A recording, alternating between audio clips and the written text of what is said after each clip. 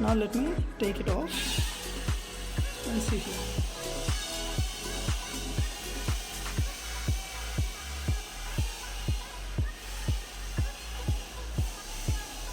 The kit that I have with me is Drone Kit by Spotlyt Academy. These are all the components that we got in here.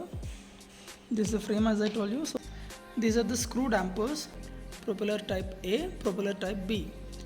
And we got 3.7 volt lithium polymer battery and a flight controller.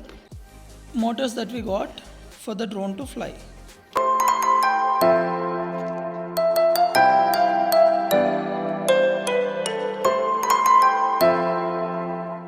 Click on arm and change the direction, change the height, and there you go.